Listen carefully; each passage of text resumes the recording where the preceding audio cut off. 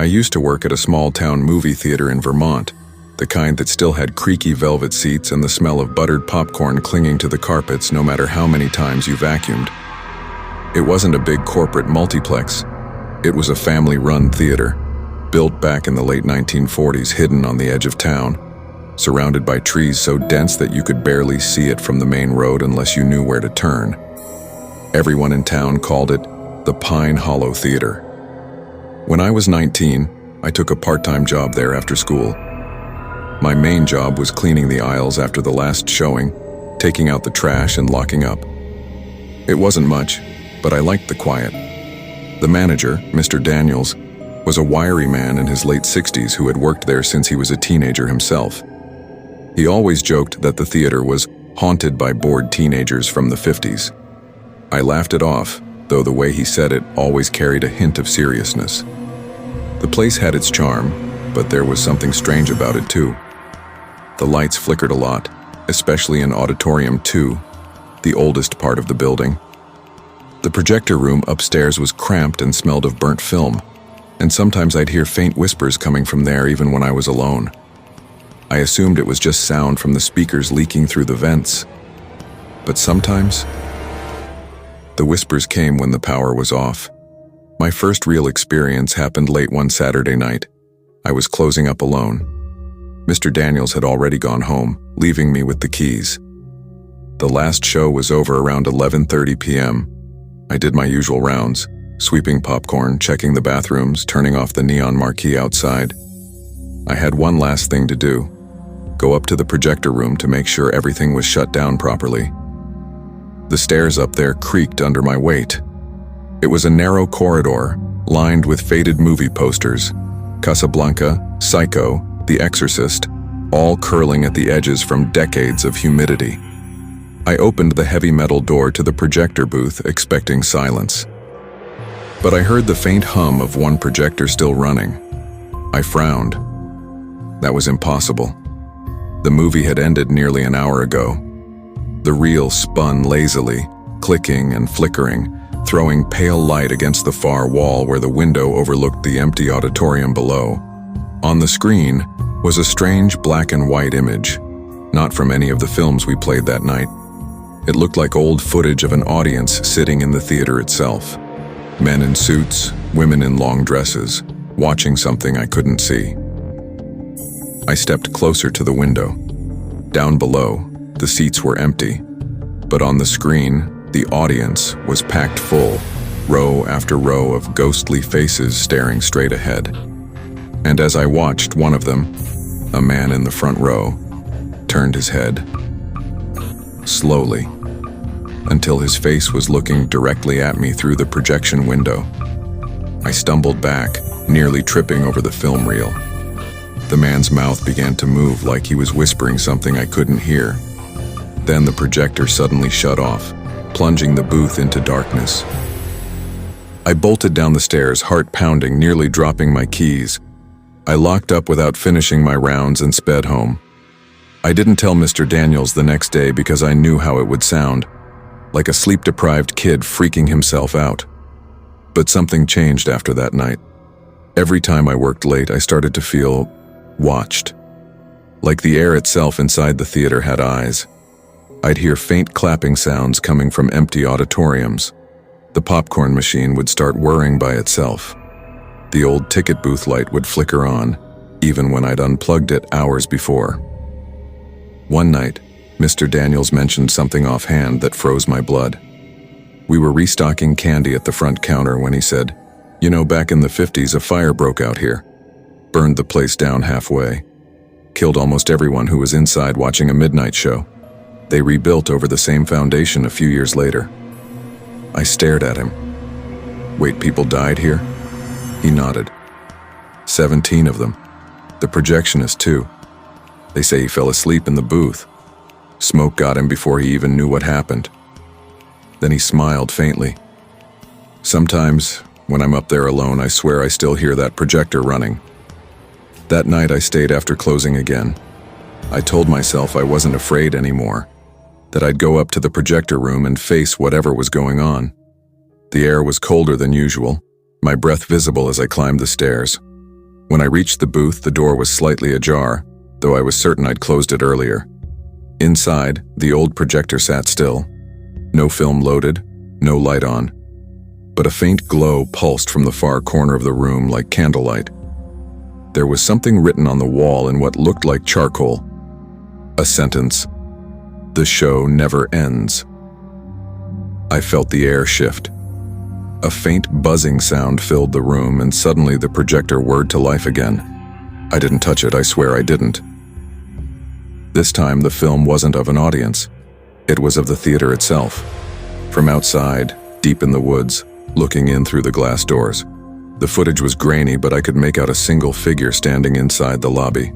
A man wearing a projectionist's cap. He looked up toward the camera and waved. Then, the door to the booth slammed shut behind me.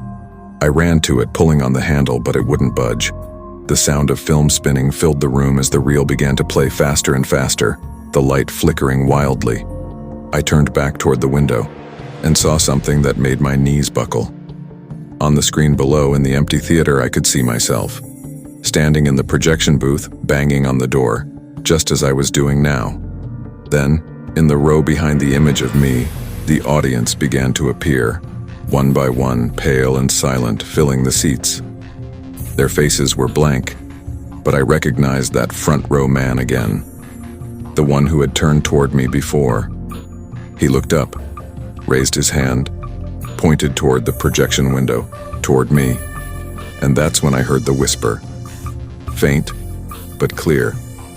"You're part of the show now." The next thing I remember is waking up on the floor of the lobby, sometime around dawn. The door to the projection booth was open. Everything was quiet. The projector was off. I quit that day. Told Mr. Daniels I was done. He didn't even look surprised. He just nodded slowly and said, "You made it longer than most." That night I couldn't sleep. I kept thinking about the fire he mentioned, so I looked it up online. The local library archives had a few scanned newspaper articles. The fire happened on October 19th, 1953. It started in the projection booth, from a malfunctioning film reel. The projectionist who died, his name was Thomas Daniels, Mr. Daniels' father, and the photo in the article, the one of the victims, the man in the front row, was the same face I'd seen on that film. I went back to the theater the next day. It was boarded up. A sign hung on the locked doors. Closed for renovations, reopening soon. But that was 3 years ago. It never reopened. Sometimes when I drive past the woods at night, I swear I still see that faint flicker of a projector light between the trees, like the theater is still showing something, for an audience that never left. And every now and then when I check my email, I get strange messages with no sender. Each one contains a single sentence. Always the same one. The show never ends.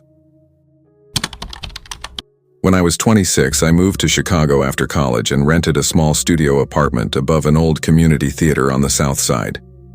The building itself was ancient, built in 1922, but my landlord told me it was a historic landmark, so I figured it must have some charm. It was called the Monarch Theater, though the locals jokingly called it the Midnight Theater. I didn't understand the nickname at first. From my apartment window, I could look down into the back alley where the stage exit doors opened. Every night around midnight, I'd sometimes hear faint sounds drifting up. Footsteps, soft piano notes, or distant applause. I assumed it was just rehearsals running late. But when I mentioned it to the theater's manager one afternoon while picking up my mail, she frowned. "We haven't had a show here in months," she said. "The stage lights don't even work anymore." I laughed it off, but something about the way she said it bothered me. The first few nights were normal enough. I'd work late at my desk, headphones on, editing videos for my freelance job. Then around 12:30, that same distant piano melody would begin, slow, haunting, the kind of tune you'd hear in a 1920s silent film. I'd take off my headphones and listen. The strange part was, it didn't sound like a recording. It sounded live. On the fourth night, curiosity got the better of me. I grabbed my hoodie and went downstairs to the alley. The theater's rear door was slightly open, a soft light glowing from inside. The melody grew louder. I hesitated, telling myself I was being ridiculous, that maybe some musicians had rented the space for rehearsals. But something deep inside me urged me to push the door open. The air was thick with dust and old velvet. My shoes echoed as I stepped onto the wooden stage. The piano music was coming from the far end of the theater, though I couldn't see the player. The seats stretched into darkness, the faint smell of mildew and burnt paint lingering in the air. "Hello," I called out, my voice bouncing back. The music stopped instantly. I froze. For a long moment, there was only silence. Then, from somewhere in the shadows of the audience, came a slow, deliberate clap. 1, 2, 3. The sound made my skin crawl. "Who's there?" I shouted, trying to keep my voice steady. No answer. When I turned to leave, I caught a glimpse of something, a figure standing near the piano, a tall man in a black tuxedo, his face pale under the faint light. He was completely still, one hand resting on the piano keys.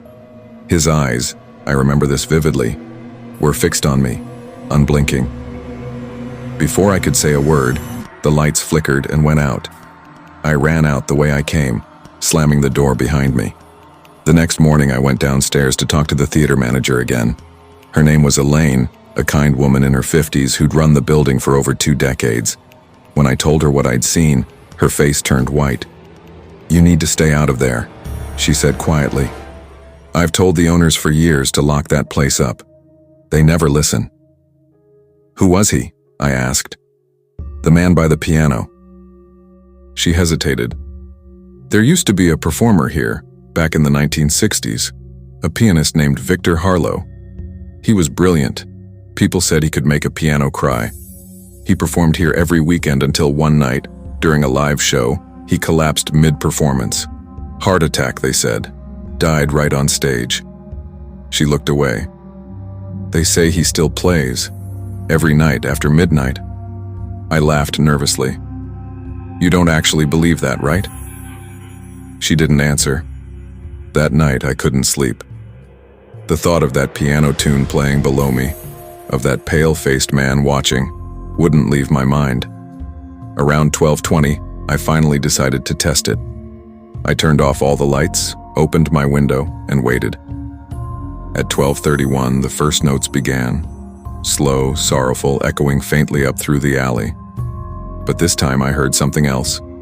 Faint clapping again, but softer. Almost like a small audience was gathering. Then from inside my apartment, behind me, I heard a creak. I spun around. The sound came from my floorboards, like someone was walking beneath the wood, inside the walls. I tried to convince myself it was just pipes, but then something cold brushed against my ankle. I jumped back and grabbed my phone's flashlight. There was nothing there, but the floor under my desk now had a faint bulge, like something was pushing upward from below. I crouched and knocked on it. Hollow. The next morning, I found the landlord's number and asked about the theater's structure. He told me something that made my stomach twist. Yeah, the building's a mess. When they built the apartments above, they sealed off the old dressing rooms below the stage. They're still there, but you can't get to them anymore. No access points from inside the theater or outside. That night, the piano played again. This time, I recorded it on my phone. I listened back carefully and realized it wasn't random music. The melody repeated 4 distinct notes over and over. When I played the notes on a digital keyboard, it spelled something strange, EDGE. I didn't know what it meant until 2 nights later. The music stopped abruptly mid-tune. Then, I heard the sound of dragging, like someone pulling a heavy object across the stage floor. My curiosity overpowered my fear. I went downstairs again, flashlight in hand, heart hammering. The rear door was locked tight now, chained from the inside. I pressed my ear to the wood and listened. The dragging continued for a few seconds, then silence. When I stepped back, I saw something written on the door in dust, drawn with a finger. Stay above the edge. The next morning, I told Elaine. She looked terrified. She admitted that years ago workers had tried to demolish the old basement level, but their equipment kept malfunctioning. One of them, a young guy named Kevin, vanished during the job. They thought he just quit and left town, but his truck was found still parked outside the theater a week later. I didn't want to believe her. But that night I dreamed of Victor Harlow. He was sitting at the piano again, playing that same haunting tune. When he looked up, his eyes were black holes. "Stay above the edge," he whispered. "Below it, they watch." I woke drenched in sweat. That was the night everything changed. At exactly midnight, my apartment lights flickered. My phone screen glowed on its own, and a notification popped up. A new video file had appeared in my gallery. It was titled simply, "Edge.move." I opened it. The screen showed shaky footage of the theater stage filmed from my apartment's window. I hadn't recorded it. The camera slowly zoomed toward the piano. Victor sat there again, playing, his face hidden by shadow. Then, he stopped. Slowly turned his head toward the camera, toward me. The image distorted, static filling the screen, but through the noise I could make out the faint outline of other figures standing behind him. Dozens of them, like an audience. But when the static cleared for a split second, I realized something horrifying. The faces of those audience members were familiar. They were the faces of missing people I'd seen on local news reports. I dropped the phone. The file vanished instantly. The next morning I packed my things. I told Elaine I was moving out. She didn't try to stop me. She just handed me an old photograph from a desk drawer. "Take this," she said softly. "You deserve to know." It was a black and white photo of the Monarch Theater dated 1953, the night of a fire. The photo showed smoke billowing from the building, firefighters in the foreground. But what chilled me wasn't the fire. It was the faint, almost transparent figures in the smoke above the roof. Dozens of them, watching. On the back of the photo, scrawled in fading ink, were the words, "The show never ends." I didn't sleep that night. I left before sunrise. But 2 weeks later, while scrolling through Reddit, I came across a post on a paranormal forum titled, "The Theater in the Woods." Anyone else remember it? The post described a small theater in Vermont. The same story almost word for word as the one I'd lived through. The same strange audience, the same whisper. And the final line of the post made my hands shake. It said, "I used to be the projectionist there. My name's Victor. I'm still playing." Since then, sometimes at night when I walk past old theaters or see flickering lights in abandoned buildings, I swear I can hear faint piano notes in the wind. Those same 4 repeating tones, E-D-G-E. I think about what Elaine told me. Stay above the edge, because maybe below it, somewhere between stage and audience, between the living and the dead, the show still goes on, and maybe it's waiting for someone new to take their place. I was 15 when the traveling carnival came to our town. It wasn't the usual flashy neon-lit kind with loud rides and cheap prizes. This one was different. It arrived quietly one misty October morning, setting up on the empty fairgrounds by the river.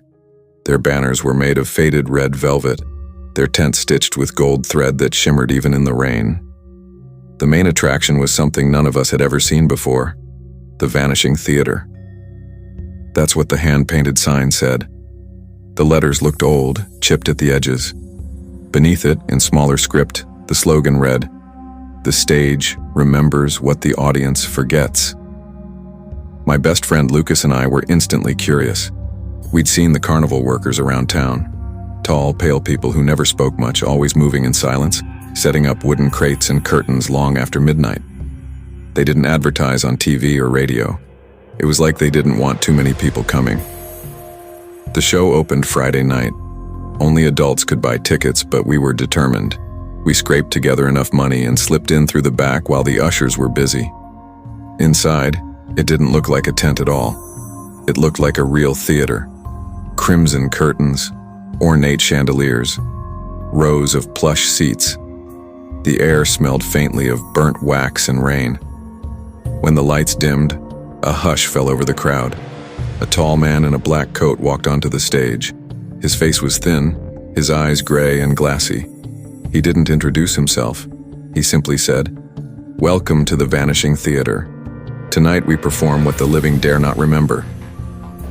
A single spotlight appeared, revealing a young woman in a white dress standing center stage.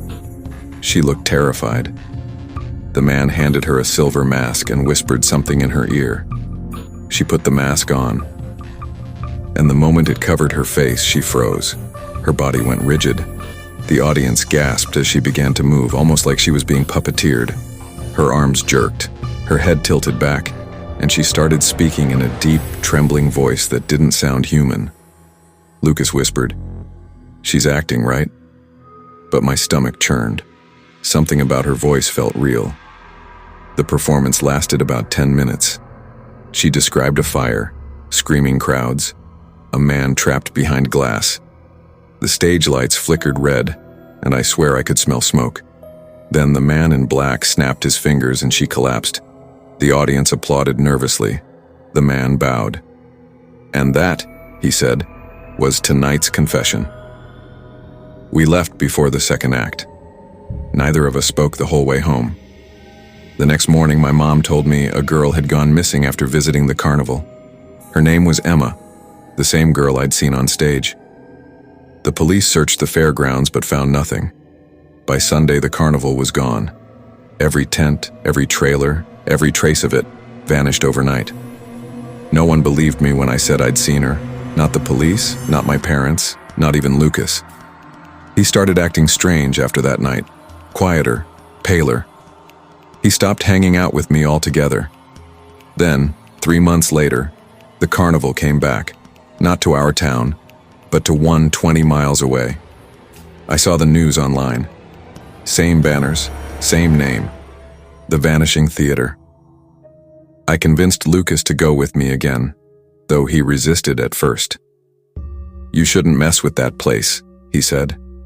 "It's not what you think it is." When I pressed him, he finally confessed. The night after the show, he had dreams, the same dream every night, of standing on that stage wearing a mask. He'd wake up gasping, the sound of applause echoing in his head. Sometimes, when he looked in the mirror, he said he saw someone else's face staring back. We argued. I told him he was just spooked, but I could see the fear in his eyes. Still, I went back, alone this time. The new town's theater tent looked identical. When the show began, the man in black appeared again, but this time he looked directly at me. "Welcome back," he said, though I'd never told anyone I was returning. "Would you like to confess?" The spotlight fell on me. The audience turned their heads, hundreds of eyes glinting in the dim light. My mouth went dry. Before I could move, 2 ushers in masks approached and gently led me to the stage. They handed me a mask, silver, cold, and heavy. I don't remember putting it on. I only remember the sudden rush of sound, screaming, fire, crackling wood. And then, I was somewhere else. I was standing in a theater that looked half-burned, the seats empty, the air thick with smoke. A projector flickered in the distance, playing old black and white film of a crowd watching me. A man in the front row turned his head slowly, the same man from story 1, and whispered something I couldn't hear. Then I saw Emma. She was sitting in the aisle seat, staring blankly at the stage. Her face was pale, her eyes hollow. When she spoke, her voice echoed around me. "You shouldn't have come back," she said. "The theater remembers." I ripped the mask off and gasped awake backstage. The man in black was standing over me. "You've performed well," he said softly. "But now you've seen too much. You can't leave empty." He opened his hand. Inside was a small metal token with the letter M engraved on it. "Keep this," he said. "You'll need it when the show travels again." I bolted. I ran until my lungs burned, not stopping until I reached the main road. When I looked back, the entire carnival was gone, just mist and empty grass. I threw the token into the river that night. Years passed. I tried to move on, Tried to convince myself it was all some elaborate illusion, a trick. But last winter, while driving through rural Pennsylvania, I saw something that froze me. On the side of the highway stood a billboard. No lights, no colors, just peeling paint that read, "Coming soon, The Vanishing Theater." A few days later, I received an envelope in the mail with no return address. Inside was the same silver token I'd thrown away, perfectly clean, the letter M still shining. There was also a small note inside, typed on yellow paper. "The show never ends." I started having nightmares again, this time of hundreds of masked performers standing on a stage that stretched into darkness. The man in black stood at the center, holding a burning reel of film. And every time I woke up, I could hear faint carnival music outside my window, even though I live in a city now. A month ago, Lucas's mother called me. She said he'd gone missing, left his house one night and never came back. On his desk, police found a silver token. I don't sleep much anymore. Some nights, when I close my eyes, I see red curtains swaying in the wind and hear faint applause. Sometimes, I even smell smoke. Last week, I got an email from an unknown address. It had only one line: "Next performance, Vermont." That's where it started. I think the carnival's coming full circle, and maybe, just maybe, that's how they bring the audience back for the encore. There's something about an empty theater that feels wrong. I never realized it until I started working the night shift at the Harrogate Playhouse in Massachusetts. It was an old theater built in the early 1900s, all red velvet seats, cracked chandeliers, and an echo that seemed to follow you no matter where you walked. My job was simple: lock up after rehearsals, check the stage lights, and make sure no one broke in. The pay was good, and I liked being alone. At least I used to. The first few weeks were uneventful. I'd do my rounds, hear the wind whistle through the curtains, and maybe hum a tune from whatever play was running that month. But then I started noticing sounds, soft footsteps on the stage when no one was there. A faint humming like an old lullaby, coming from behind the closed curtains. I brushed it off as the creaks of an old building. But one night, I made the mistake of checking behind those curtains. It was close to midnight and I had just finished sweeping the aisles. The stage was dark, except for the dull amber glow of the work lights. Then came the humming again, this time clearer, softer, and definitely human. I called out, "Hello? Anyone there?" No answer. My flashlight beam cut through the dusty air as I stepped closer. The curtains swayed slightly, though there wasn't any breeze. And then, I saw movement, a shadow. I yanked the curtain aside. Nothing, just the empty stage. But on the floor, near center stage, was a single white glove. The kind you'd wear in an old vaudeville act. It was stained with something dark, something that looked suspiciously like dried blood. I laughed nervously to myself, dropped it on a prop table, and left for the night. But as I turned off the last light, I could have sworn I heard faint clapping from the dark. The next day I mentioned it to Maria, the stage manager. She froze.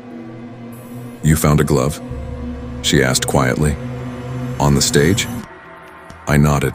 She looked pale. "That's impossible. We don't use gloves in this play. Not since the accident." I pressed her for details, but she only shook her head and said, "Forget it, Rob. Some things in this theater are better left alone." Of course, I didn't listen. Curiosity always gets me.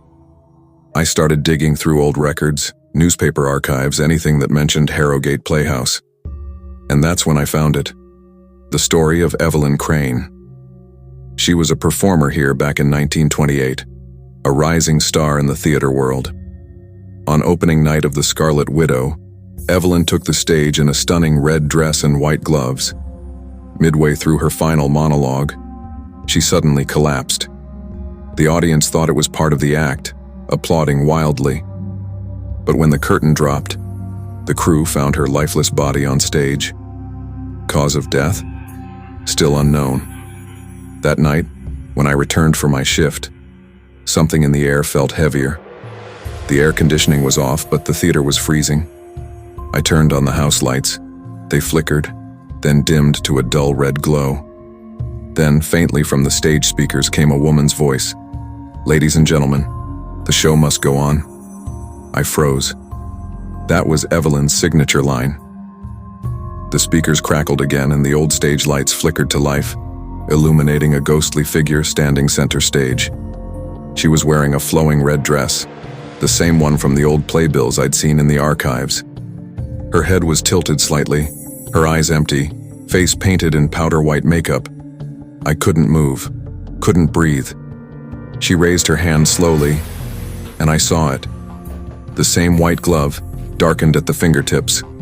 I stumbled back, tripping over a seat. "Evelyn?" I whispered before I could stop myself. She smiled faintly, almost sadly. Then, in a voice that echoed through the entire theater, she whispered, "Your cue." The stage lights burst into a blinding white flash. I covered my eyes, and when I looked again, she was gone. The only thing left was the faint smell of roses and the sound of distant applause echoing in the dark. I should have quit right then, but I didn't. Something about it felt like an unfinished story, like she wanted someone to understand. So I kept coming back. Every night, same time. Midnight. I'd sit in the front row and wait. And every night the performance grew stranger.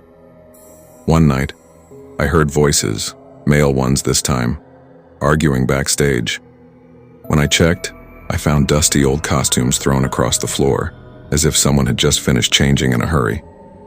The dressing room mirror was fogged up, and words had been scrawled on the glass. She never finished her scene. Another night, the stage lights flicked on by themselves. A faint gramophone started playing a 1920s waltz. I saw shadows of dancers twirling gracefully across the floor, though no one was there. I remember whispering to myself, "This is a dream. It has to be." But the music got louder, and then stopped abruptly, replaced by the sound of a woman sobbing. I followed the sound backstage again, heart pounding, until I reached the prop room.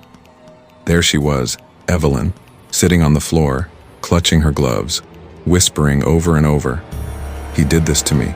He did this to me." I asked, "Who?" Her eyes snapped up to mine. "The director." The lights flickered violently, and the entire room seemed to twist around me. Props fell, mirrors shattered, and I swear I felt hands pushing me from behind. I barely made it out before the door slammed shut behind me. When I opened it again, the room was empty. The next day, I found an old photograph of the 1928 production. The director's name was Samuel Croft, a respected man known for his strictness. Rumor had it he and Evelyn were secretly involved. After her death, he vanished. Some say he left the country. Others say he never left the theater at all. That night I decided to end it. I brought holy water, salt, and even a priest friend from the nearby church. But when we entered, the priest stopped cold. "This place," he whispered, "it doesn't want us here." He sprinkled the holy water anyway. The moment it hit the stage, the speakers roared to life again. "The curtain rises one last time." The stage lights exploded, and Evelyn appeared again, but she wasn't alone. Beside her stood a man in a black suit, Samuel Croft. His face was pale and decayed, like something that had been buried for years. Evelyn turned to him, and in one swift motion, wrapped her gloved hands around his throat. He struggled, gasping, his eyes rolling back. Then, just as suddenly, they both vanished in a burst of red mist. The theater fell silent. The priest and I ran. When I returned the next morning, the police were already there. The owner had found something during renovation work. Beneath the stage, 2 skeletons, one male, one female, buried together, clutching each other's hands. That night I went back one last time, just to see. The stage was dark and silent, but as I turned to leave, I heard it again, a woman's soft whisper echoing through the empty hall. "Thank you for letting me finish my scene." And for the first time in months, the old theater finally felt at peace. I never believed in ghosts. I always thought horror stories were just exaggerated tales meant to scare people for fun. But that changed after what happened at the Rosewood Theater in Ohio, an incident that still wakes me up at 3 a.m., drenched in cold sweat. I was hired as a part-time sound technician at the theater last winter. Rosewood was beautiful in a tragic sort of way, the kind of place that looked glamorous from afar, but up close was rotting from age and secrets. It had once hosted grand orchestras and famous plays back in the 1950s, but by the time I joined, it was mostly used for community shows and small performances. The locals said it was haunted, but I laughed it off. Ghosts don't pay rent, right? My shift usually started around 9 p.m. and ended past midnight. That meant most nights I worked alone after everyone had gone home. It was peaceful at first. The hum of the soundboard, the creak of the old wooden seats, and the faint smell of dust and velvet. But things started getting strange. It began with the microphones. During rehearsals, I'd hear faint whispers coming through the headset. They weren't from the actors on stage. I checked multiple times. They sounded distant, like someone speaking from another room. Once, it even sounded like a man softly laughing. I thought maybe it was interference from a nearby radio station, so I didn't pay much attention. But then one night after everyone had left, I was adjusting the lighting cables when I noticed the stage curtain moving. Not just a small sway, it was rippling, as if someone was pacing behind it. I froze.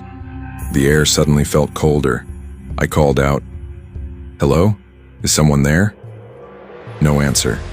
I took a few steps closer. The old stage lights flickered weakly above, and I saw a dark silhouette standing just behind the curtain, tall, perfectly still, facing me. I felt my throat tighten. "Hey, the theater's closed," I managed to say, my voice echoing. The shadow didn't move. I hesitated for a moment, then pulled the curtain open in one quick motion. There was nothing there, just empty air and the faint sound of wind slipping through the rafters. I told myself I was imagining things, exhaustion, stress, maybe even paranoia. But when I turned to leave, I noticed something on the wooden floor. Footprints. Large, dusty footprints leading from behind the curtain toward the orchestra pit, and then stopping abruptly, as if the person had vanished mid-step. The next day, I mentioned it to the theater's caretaker, Mr. Lawson, an old man who'd been there for decades. He gave me a strange look. "Behind the curtain, you say?" he murmured. "Don't go poking around there, kid, not unless you want to see him." "See who?" I asked. He hesitated, then said, "The man who never left." According to Lawson, years ago, back in the early 60s, the Rosewood hosted a play called The Final Act. It was supposed to be the performance that revived the theater's fame. The director was a man named Victor Hale, known for his perfectionism and short temper. During the opening night, something went wrong. In the middle of the final scene, the curtain jammed, and Victor stormed backstage to fix it himself. When the curtain finally came down, Victor was gone. Vanished. The crew thought he had stormed off in anger, but when they went looking, they found something horrifying: his hat, his clipboard, and a pool of blood behind the curtain. His body was never found. The play was canceled that same night, and Rosewood was shut down for months. Of course, I thought it was just an urban legend. Every old theater has one. But that night I learned it wasn't a story. It was a warning. It was raining hard when my shift started. The thunder outside mixed with the creaking of the old beams, making the whole building sound alive. Around 11:30, I heard something strange over the intercom. Static, then a man's voice. "Places, everyone," it said. I froze. No one else was in the building. I had turned off all the stage mics myself. I unplugged the main board. There was no way anyone could have spoken through it. Yet the voice came again, louder this time, deep and sharp like an angry director scolding his cast. "Places, curtain up." Then the stage lights blazed to life on their own. I grabbed my flashlight and slowly walked toward the stage. The heavy red curtains began to rise with a low, mechanical groan. My heart was pounding so hard I could barely breathe. The stage was empty, but I could hear footsteps above me, pacing back and forth on the catwalk. I aimed my flashlight upward. Nothing. The footsteps stopped, then a whisper echoed across the room, coming from every direction at once. "You're late." I spun around. The shadow from before was standing in the front row, watching me. I could see him clearly now, a tall man in a black suit, wearing an old-fashioned fedora hat. His face was obscured in darkness, but I could feel his eyes on me. I stepped back, and the stage microphone beside me crackled to life. His voice came through it, calm and commanding. "Begin." Suddenly, the soundboard lit up with glowing green dials. The speakers hissed, and the empty stage filled with faint whispers, like 100 unseen actors rehearsing their lines. Curtains swayed, the orchestra seats creaked, and the faint scent of old perfume filled the air. It felt like the ghosts of every lost actor had returned for a midnight show. The man slowly lifted his head, and for the first time, I saw his face. His eyes were hollow, literally hollow. 2 dark holes where his eyes should have been. His mouth curved into a grin that didn't look human. I bolted for the exit, but the doors wouldn't budge. The sound of clapping filled the room. I turned back. The man was standing on the stage now, bowing to an invisible audience. The whispers turned into applause. Dozens of ghostly figures began to appear in the seats, faint and translucent, all clapping in eerie unison. "Ladies and gentlemen," the man said through the microphone, "welcome back to the final act." And then, everything went black. When I woke up, it was morning. The theater was silent again, the lights off, the stage empty. But the smell of old perfume still lingered in the air. On the soundboard, I found something that made my blood run cold, a note written in neat, old-fashioned handwriting. "Thank you for helping me open the curtain again. See you tomorrow for the next performance." I quit that night. 2 months later, I read that Rosewood Theater had burned down in an electrical fire. They said it was caused by a short circuit in the lighting system. But what struck me most was the photo they printed in the local paper. In the ashes, standing behind the half-burned curtain, the reporters captured a shadow, a man in a black suit and fedora, bowing. And just below that photo, written faintly on the scorched wood, were the same words as before: "The show must go on."